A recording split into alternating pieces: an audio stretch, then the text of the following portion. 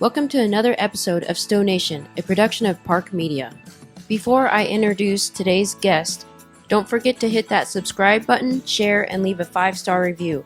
And if you find this podcast useful in any way and want to pay us the ultimate compliment, head on over to our Patreon page where you can subscribe to be a Classic, Stealth, or Beast Mode subscriber. What's going on, Stow Nation? On this episode, I sit down with Grant Wilson, one of the owners of Freedom Vango. We talk all about some of the products he offers, his recommendations for sprinter accessories, what sets him apart from his competitors, and how it all began. He even talks about his biggest lesson learned since starting the business. So if you're wondering what kind of lights, suspension, bumpers, winches, and other accessories you should get for your Storyteller, Grant shares his knowledge base to help you make a better decision. So with that, sit back, relax, and please welcome Grant Wilson to the Stow Nation family. Grant. Hi. What's going on? Just another day in paradise at Overland Expo. I know, right? Yeah. Here in Loveland, Colorado. It's fantastic. It's a lovely 60-degree morning. That is a nice change from the 90-plus degree day that was yesterday. I know. Hopefully it'll be a little nicer today because it was a little hot. I feel like I'm back in Florida, but with no humidity. But that's got to be nice, though, right? No, not when you're used to it. It's not. Like your skin starts cracking, your lips get dry. It's no good. I'd rather have the humidity personally. Really? Yeah. Wow. I know a lot of people that would disagree, but it's all good. It's just because they're not used to it. That's all. Yeah, that's true. all. It takes a couple years to get used to all that humidity down there? Yeah, but I feel like it'd probably take a while to get used to how dry it is up here. Mm-hmm. And, when we were at Dillon last weekend, that elevation, not going to lie. Yeah. We were suffering. It was rough. Yeah. I'm not used to that being from sea level. Yeah. Walking to that cafe and back from the booth, I was out of breath. What is this walking thing? You don't walk? We have one wheels and Evolve skateboards. We don't walk. Man. You guys are next level. No, we're lazy. There's a difference there. There's a difference. Well, I did steal the Super 73 a couple times. So. Those things are pretty cool. We were actually looking to get one. There was one that was in Denver, but we were like, I don't know how to get it back. Like we just got so much stuff that it's. Can you get it shipped? They didn't. It was a local bike shop that had one, and they didn't want to ship it. And it's like a 4-week back order straight from Super 73. Yeah. So we'll figure it out when we get back. They are pretty cool. Yeah. They're fun. They're over in Logan, Utah at the Adventure Van Expo. LeGrand Cruz, the CEO, Mm-hmm. He stopped by, Nice. because he's buddy with the Storyteller crew. Mm-hmm. But anyways, long story short, he was basically saying that everything is super back ordered, and there's people that buy them, and then they resell them over in Southeast Asia or wherever Really? else in the world for twice as much, and so it depletes the inventory for the people here in America that they want to sell to. Well, Yeah. gotta love supply and demand, right? I know, it's crazy. This entire thing is just crazy. Yeah, I mean, the cool part is almost, well, I don't know about cool, but the interesting part is almost every industry is experiencing the same issues, whether it's, vans to production to even service-oriented industries. There's such a shortage of stuff all across the board that I think it does help for the consumer because they experience it themselves and their job typically. So it makes it a little bit more palatable when they got to wait a little bit for parts or for this or that, because hopefully people understand it is what it is. Al Van's trying to build stuff and they can't even get material. We're trying to build stuff, we can't get material. All of our vendors are having the same issues, and it's not a fun situation across the board. Yeah. Do you foresee a time frame of when this will all end and it'll go back to normal? I don't know really, because there's a huge issue that is multifaceted, right? So you have a personnel issue, one. We have been very fortunate where we've been able to find pretty good people to work for us. It's been an awesome experience. That's not the case across the board. It takes a little bit. It's not instant. It takes a little bit, but we tend to find people. But in a lot of places, it's hard. Think a production job, right? Right now it's hard to find people to work those spots, and people aren't able to fill them. For those production jobs, even if they had the people, material's incredibly hard to get. We are literally buying, 4-aught electrical wire for our electrical systems 5-6 months in advance because there's a copper shortage, and our copper suppliers don't know when there's going to be an end to it. There's an aluminum shortage on certain series of aluminum for bending and certain kinds of construction that our aluminum suppliers don't know when it's going to end. So I would like to say yes, but it's really challenging right now because none of our vendors and suppliers can give us adequate insight into that. They're just like, you just plan for 6 months out, and that's what we're having to do.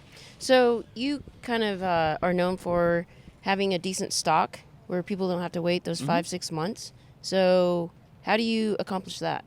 Yeah, so right when this whole situation started, I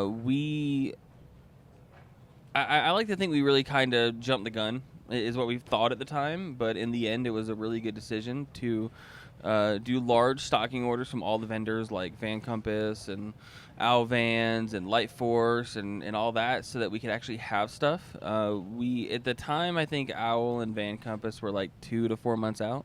So we literally were making a large stocking order knowing that we wouldn't see anything for 3 to 4 months, and we've been doing that now for about a year and a half, and it pays off. Honestly, it's a huge investment.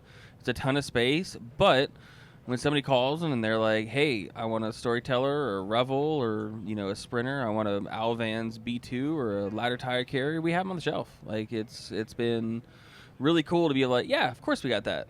Like, it's not many people can say that, and we're proud of that. We build all our own racks. We do our rear door MOLLE panels for the Sprinters, and we really strive to have between 70 and 80% of our web store. We have it in stock at any given time. WeatherTech, the entire Victron catalog, Light Force, Baja, which is constantly 6 to 8 weeks on back order for LP6s and 9s. We normally have at least 9s in stock. Diode Dynamics. We try and have everything. That's really cool. And you guys are located on the East Coast in Jacksonville, Florida, right? Yeah, Jacksonville, Northeast Florida. So kind of just over the line from Georgia. Okay. And let's talk about your shop. Like, what is your shop capable of? You mentioned Van Compass, so suspension and some other parts that I won't lie, I'm not familiar with. But, like, what is it that you can't do in your shop? Let's start there. Yeah, so the only thing that we really don't do are full custom van builds. We have our own style and we have our own look, and we like to stick to it. But past that, honestly, anything you want to do to your Storyteller or your Revel or most Sprinters, we do. We're dealers for everything from Van Compass to Backwoods Adventure mods. We can do all of your exterior accessories, suspension, your lighting, winches, air systems, all the fun stuff, right? There's not really much that we can't do.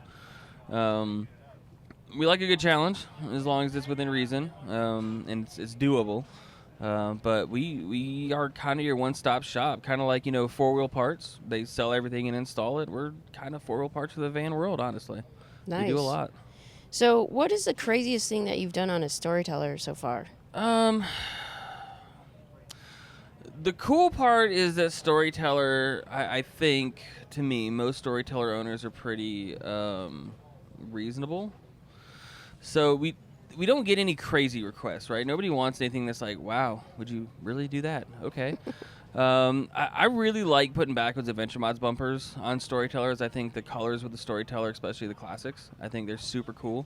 I really like with the Beasts, doing bumpers and stuff with those guys. I think really for the Storytellers, I think the bumpers and lighting, getting more of that on really makes it look that much cooler. I mean, they're already pretty capable vans out of the box, especially Beasts. With the classics and the stealths, we do a lot of front and rear bumpers, wheel upgrades. I think we did a striker lift on one, so like a 6.3, did 2-inch lift. What's a striker lift? So Van Compass does traditionally most people get like a Van Compass 4.3, which is your mini leaf pack, your upgraded shocks, and then with the striker lift, it actually adds more leaves in the rear and a 2-inch lift all the way around. So you get a little bit more height out of it. So it looks like a little more bit more like mean. the Agile RIP? Not really. So Agile says that theirs doesn't actually provide a lift, quote unquote, whereas the Van Compass is specifically a 2-inch lift. Okay. So you'll get more height out of the Van Compass. I mean, they're both really good suspensions. You can't go wrong with either one. Yeah. What are the main differences that you've seen, like testimonial-wise, regards to Agile versus Van Compass? Like I said, honestly, they're both really good. I mean, we have standardized on Van Compass, but honestly, that's just because of a relationship that I built with Mark Hesser over there early on when I was building my own van. Probably, I don't know, 5 years ago or so. So I had really good experience with him. I really like the products. That's what we standardized on. I've never seen or talked to anybody that had either one and was like, I don't like it, it doesn't do anything, right? I mean, you're going to get a huge improvement in handling in either one that you go with. It's just a matter of which experience you like better. Gotcha.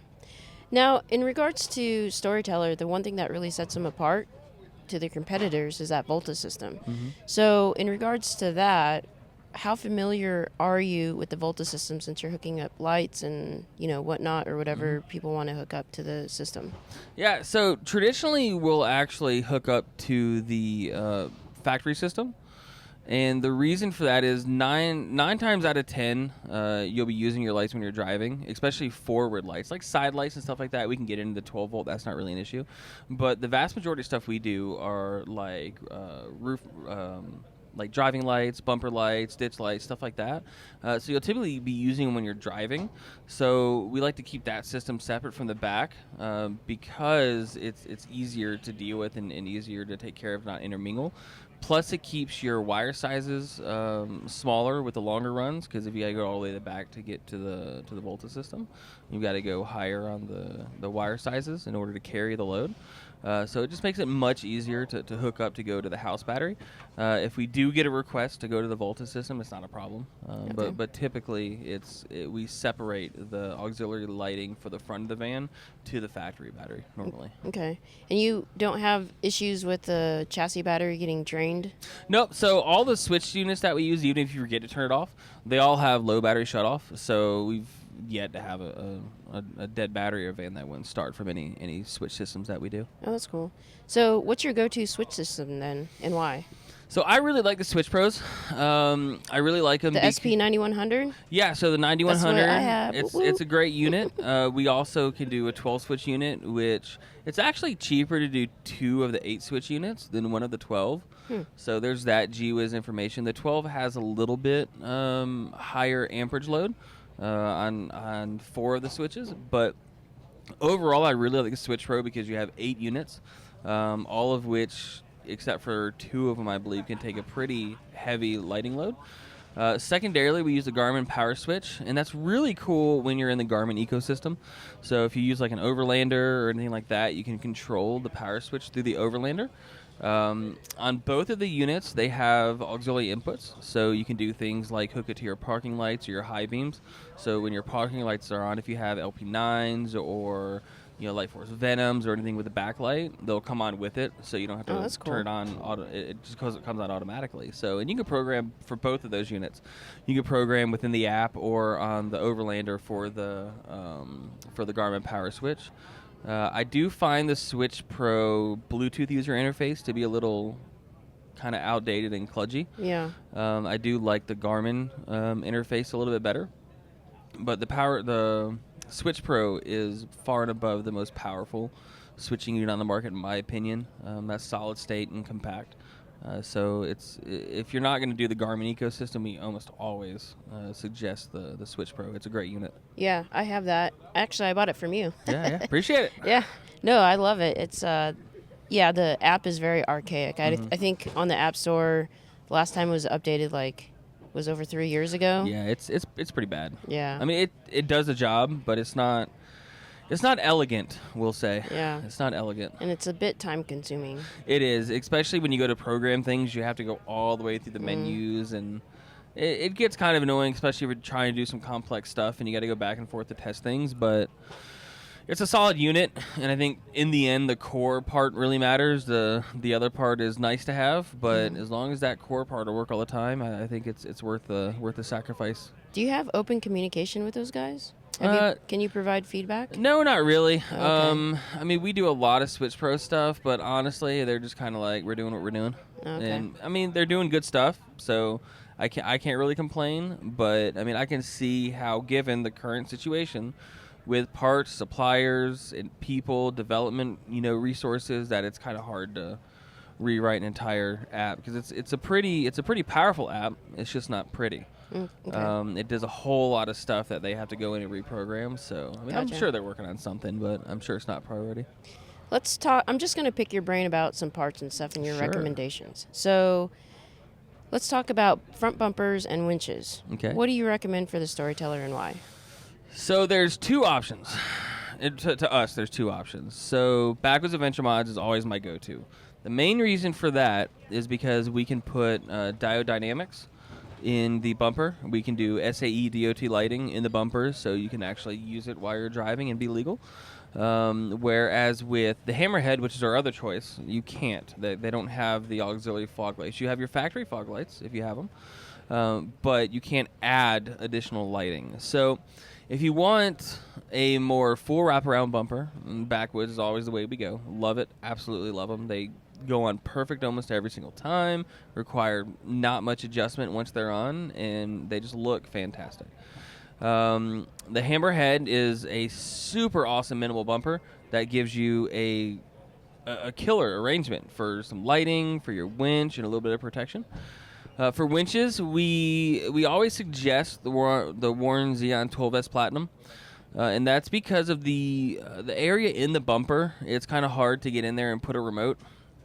So we like the 12S Platinum because it is wireless. Okay. And it does add the layer of you have to charge a winch remote. Like, you have to remember to do that. And we always just tell people... How do you do that? So it just plugs into a USB port. Oh, okay. It's just a little mini USB, and you just throw it in there. And we always tell people, just put it in one of your cabinets. And Can just you leave it plugged also in. just do it manually if the remote You failed? can't. You've got to plug it in and let it charge for a minute or so, and it'll turn on. Okay. And then you can do it. That is the absolute downfall of the 12S Platinums, is the rechargeable remote. But as long as you keep it recharged, it's never really an issue. But if you don't, it only takes a couple minutes to get into a position where you can use the winch. But it is definitely a factor. What's the rating on that? Like 12,000? Yeah, it's a 12,000 Okay. pound winch, with which most people, even if you're loaded to, like, let's say over gross vehicle weight, and you're at 9,000, 9,500, it's still an adequate winch. They typically tell you to size 1.5 times, but with snatch blocks and some creative rigging and stuff, even if you're, axle deep, you're going to be able to get out with it. It's a pretty capable winch as long as you get some training. Should someone consider, so like for my van, Mm-hmm. I'm full time in it, so I'm probably busting like 10,000, maybe a Mm-hmm. little bit more. Should I go, or can I go a little bit more than 12K? So you'd have to ask your bumper manufacturer, honestly. I mean, we've never had a need to go higher than that, because even if you're at 10K, right, you had 12K winch. If you use a snatch block, you're doubling the pulling power, so you get 24K out of it. Like, if you get in a position where you need that much pulling power, you're probably going to end up pulling the winch off the front of the van, to be Okay. super honest Oh, with you. really? Okay. Yeah, I mean, it's for you to get stuck somewhere, realistically speaking, that you're going to need that massive amount of pulling power. It's going to be a pretty bad situation that you're going to hopefully be with friends and with other people that you can do some combining recovery with, because you never want to go off-roading alone. That's the first rule. So, it's always good to be over-prepared. But larger winches aren't always a good thing, because if you oversize your winch, you can, and I've seen it, cause damage to your vehicle because it's too strong of a pull. So and that's why training, honestly, is so important. And we always recommend anybody that gets a winch to get training. On the East Coast, we suggest OEX. They do a lot of military training and special operations stuff, as well as being certified to teach training by international organizations. Cool. So really, really good organization up in North Carolina, and they're up further north as well. They have a couple different locations, but I mean, training's more important than anything. You can get through a lot with some good training. Nice. So let's talk about light bars. Mm-hmm. There's a bunch of them out there. You can get like KC, Baja. There's like, just walking around here, there's so many different brands I didn't There's even a hear lot. about. So what's your go-to for the light bar if someone wants it? So for a normal light bar, my go-to is Diode Dynamics. Why is that? So one is price. They're one of the most competitively priced light bars on the market at, I believe, $480 for a 50-inch combo light bar. Oh, wow. Which is amazing. Yeah. And it's good stuff. So they're assembled in America. They were actually designed. The guy that designed the light bars originally for Diode Dynamics was actually a rally driver. So the engineer designed them to work well, right? I mean, they're not just designed to look cool or anything like that. They work really, really well. I've been using them for, since on my Outback, so probably 7 or 8 years, and I've never had a failure. They all work fantastic. I mean, the light output is within 90% of, you know, a $1,500 Rigid or Baja. I mean, for the money, honestly, it's the best thing out there. It really is. And I will say, as you travel, and you're in dusty or rainy or whatever conditions, I find myself using my massive light bank above my windshield less and using everything below the windshield more. So anytime you're in a location with a lot of particles, whether it's dust or rain, sleet, snow, whatever, that roof-mounted light bar is going to reflect off of all those particles and make it really hard to see a lot of times because it's right in front of the windshield. Whereas your bumper mounted and grill mounted and your hood line mount pod, your ditch lights, they tend to be under that, so they don't reflect as much right in front of your face. So they tend to work a little bit better in most situations. So I tend to, unless you really, really, really want a rooftop light bar, I tend to steer you towards like a Van Compass floating light mount or ditch light brackets or something like that to get the light lower. It does create issues when you're off-road with making shadows on things that are on the ground, so that is a drawback. But for your normal driving in you know, backcountry and on dark roads that have no lighting, we typically tend to go with the lower lighting over the top lighting. Okay. So let's move inside the van. Sure. So I got that's how we first met was I got the Molly panel set, which A, I really love it, and B, I'm not going to lie, and you know this, I didn't know what I was doing, and I had to rely on you a lot. But we got it. Yeah, but so two things out of that. One is that you have a really cool system to be able to hang and organize things. But the one thing that really made me, or should I say, the one thing that really stuck out to me was the fact that you were very accessible, and you basically, held my hand. We FaceTime, stuff like that, and you did that for me, and also in the Storyteller community, I've heard you did the same thing to them. And so I think in regards to like your customer service and like after the sale, I think is phenomenal. I'm just gonna say like, please don't stop doing that. I know you're a busy man and whatnot, but like that's the kind of stuff, because we can buy anywhere, right? Yep. But I think that's the kind of stuff that sets you apart from any other manufacturer or reseller or van builder. Yeah, and I think it goes back to my mom literally telling me, treat others like you would want to be treated. Like, we all hate when we buy something and we call the manufacturer and you can't get a hold of anybody. Now, I will say, full transparency, if you call the shop or you send me an email, the likeliness of getting a really fast response is probably low. I'm either in the back working on a van, or, I really only get to my emails kind of at the end of the day. But you shoot me an Instagram message or, Facebook page or the messenger or Facebook message the page, I typically get to that stuff quicker because I can hear it. Like, I don't have my mail alerts turned on because we get so much email. And after we're done in the shop or whatever we're doing for the day, we'll sit down and start grinding through them because we get 50 to 60 emails a day. Oh, wow. I mean, that coupled with phone calls, like it's a lot of contacts, and we got to go through them. We try and get to everybody within 24 hours. Sometimes it slips to 48, 72, but if you hit up that Instagram Messenger normally, I'm typically always the one to get it, and we'll get you taken care of. And I think that's what you did. I think you hit me up on Messenger, and we got you taken care of. I mean, it's laborious, but I think that it is kind of what sets us apart, is that we're not just going to leave you hanging. I mean, we try and do everything that we possibly can. If there's an issue or an install question, stuff like that. Because, I mean, a lot of this stuff is sometimes complicated, sometimes not. Sometimes directions aren't as good as they could be. Sometimes there's no directions. So we try and keep that in mind and try and take care of everybody. But it's fun. I mean, look, we're literally building dreams, right? Like, people save up for decades to do what we're all doing. And it's awesome. And we want everybody to have a good experience, and we do what we can to try and help that. Oh, I appreciate it. Yeah.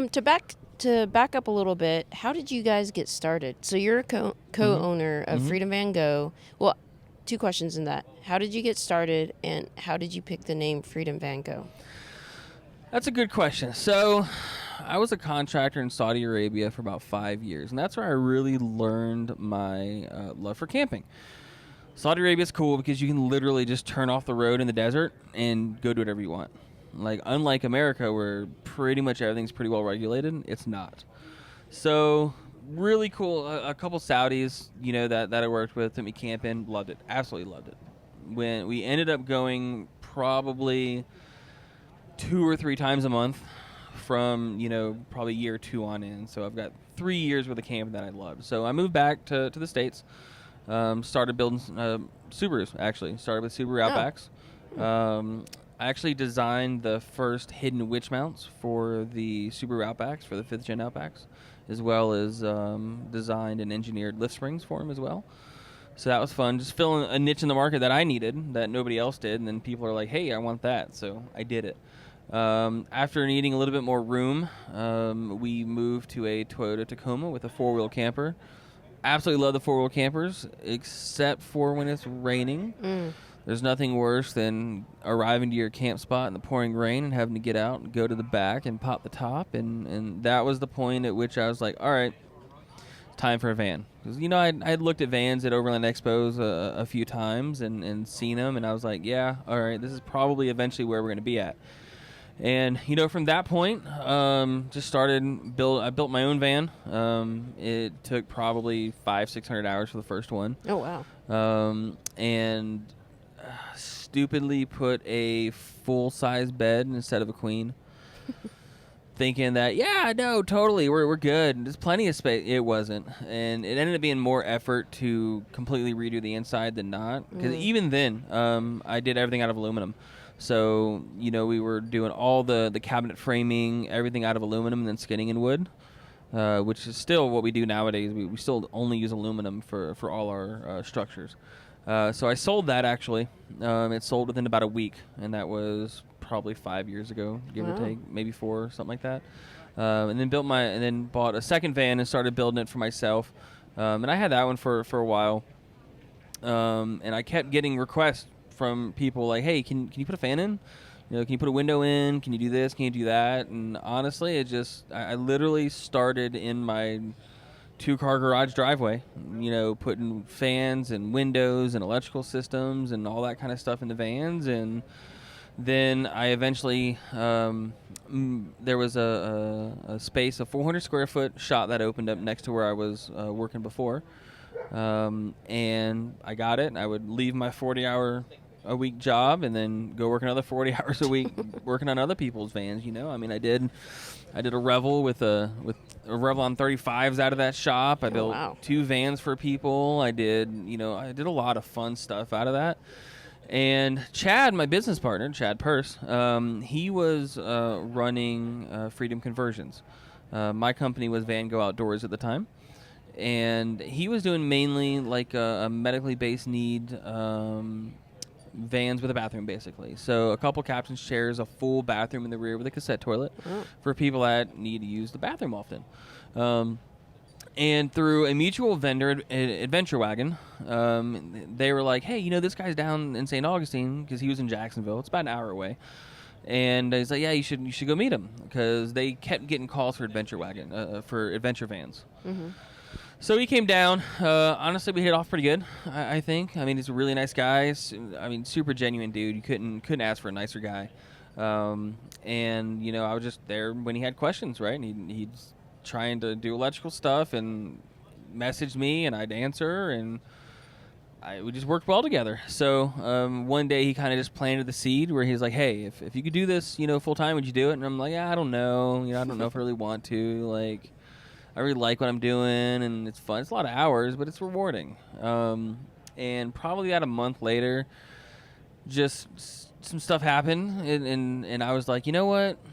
Nah, I'm tired. It's time to do this, right? It's time to do it. So I called Chad, and I'm like, hey, if you want to do it, we got to do it, but we got to do it, right? This isn't going to be like a 4-month situation. So Chad really took the bull by the horns, and I think within a month, I literally had sold my house in St. Augustine, bought a house in Jacksonville, and we moved into a 4,000 square foot shop, which was our first shop. Wow. And we became Freedom Conversions and Vango Outdoors, and that's how we became Freedom Vango. Oh.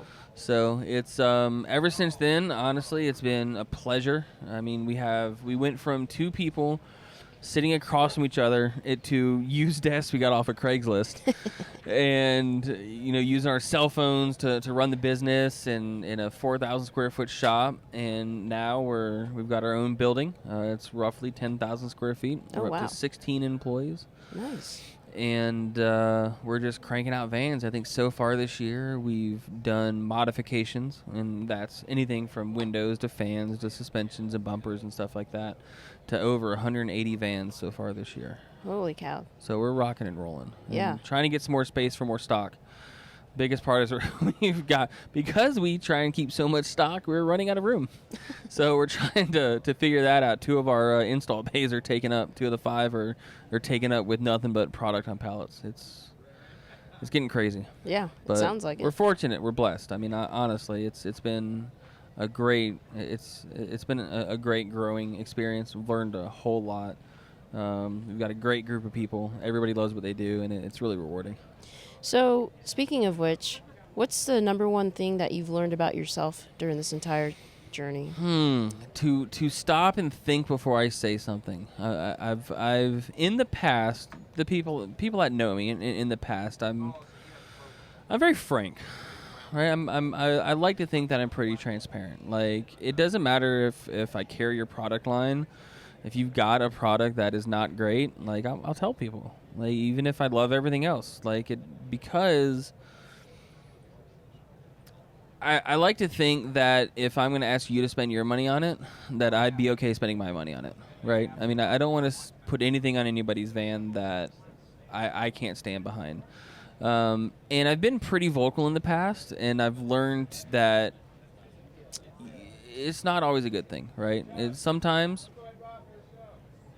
just say your piece and be done, right? I mean, I'm a staunch supporter for a lot of things and a lot of people and a lot of products and a lot of applications. And, there's 5,000 ways to skin a cat, and your way isn't the only way, right? I mean, so it's been a lot of, hey, a lot of stuff's cool, right? Just because I wouldn't use it doesn't mean that, it's not the perfect situation for somebody else. And I've had to learn that a lot. I mean, when it's just yourself, you can do whatever you want, right? It doesn't really matter. But now, like, I have business partners and really awesome people working with me that, when I do that, it affects them. And you really have to take that into account. So it's just a lot of self-reflection, right, on how you handle things and how you deal with things. There's patience. I've had to learn a lot of patience, because I take it for granted that people know as much as I may think I know. Which is not always the case, right? I mean, we literally get people that buy a van with 0 experience, and they're like, hey, I want to build a van, right? And they have tons of questions, and I've tried to personally take it from, well, that's not a great question, to, wow, they want to learn something, right? So it's been a whole nice change in mindset that has been really welcoming, and it's really helped me kind of handle the day-to-day and make it less stressful and more along the lines of, we're building dreams, right? And you keep telling yourself that, because it's the truth. Like, this is literally what people think about for years and years, in some case decades, to be able to grab a van, build it themselves, and go have fun. Or buy a van, modify it, make it super awesome, and go have fun. Like, and that's what it's all about. Like, there's nothing else that's important other than, let's build a cool van for people and help them do it. Yeah. That's great. Lesson learned. Wow. I wasn't expecting that. But so where do you guys see yourself in the next 5 years? Like, what's on the horizon? I have to be really honest with you. If you came at me 2 years ago and you're like, where do you see yourself in 2 years? It wouldn't be with 16 employees and a massive warehouse full of parts. Like, I don't know. I really don't. What I would like to do is do a whole lot more shows. It's really fun to come out and hang out with people that are like-minded, that like to build things. I love the community in the van world because the way that I see it is there's literally a builder for everyone, right? If you're building your own van, there's a builder for everybody. If you're doing parts on your van, there's an installer for everybody. It's not cutthroat, in my opinion. Like, I routinely send people to other builders because they're just a better fit. And I think that most builders feel the same way, and everybody is super cool. I mean, we went over to the tour rig shop the other day, and they were like as welcoming as can be, right? I mean, massive builder, super awesome name in the industry, and dude, he took the time out of his day to be like, yeah, let me answer all the questions you have. And you don't get that in a lot of industries, like in the competitive, import automotive and stuff like that. Like, it's pretty cutthroat. It's not like that in my experience. So I want to do more events. We'd like to do more product development. We have 5 or 6 different products that we're working on. We do a lot of electrical stuff to help the people that are building their own vans to do electrical systems that drop in, or a DIY-based system with all the instruction on how to do it, and all you got to do is assemble it. So we're working on streamlining that process. We recently got a large CNC router. So we're doing more and more with that. We're learning that. We got a really awesome guy from the University of North Florida that runs their Formula SAE team that came on board. That's helping us with the programming of the CNC and all that kind of stuff. So What's CNC? So you basically can draw an item in a computer, and a big old 5x10 table cuts it out. So it's a computer driven cutting tool basically. And so things like wall panels, things like flooring, boxes, your cabinetry, all that stuff can be made on it. So it's a really powerful tool, and it's just another thing that we got to learn, right? I mean, if you want to improve yourself, if you want to improve your business, you want to improve the way you do things and processes, you got to learn. And luckily, we've got a team of people that really want to learn, and that translates into more diverse options for people, right? So we have our layout that we like, but for people that don't want to or need the aluminum cabinetry, we would like to offer a wood option, but we want to do it in a way that's still strong, that's still reliable, that's not going to squeak after a year, that's not going to fall apart. And there's the research and development to do that, and we have the tools. Now we have to learn it, and that's the fun part. I love learning stuff. Like, yeah. My entertainment is watching YouTube on how to forge knives that I'll never forge, because learning stuff's cool.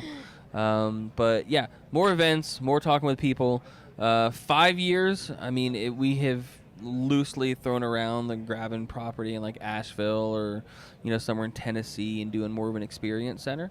So we'd have an install shop, obviously, but we'd also have off-road training. We'd have campsites. We'd have events. All kinds of fun stuff to make it more of a destination. Like if you're traveling up the Eastern Seaboard, you'd have somewhere to stay. Nice. We'd have classes. We'd have experiences, a good place to hold things like Storyteller get-togethers, Revel rallies, van rallies, all that kind of stuff. I mean, it's obviously a wish, but I think it's something that we could do.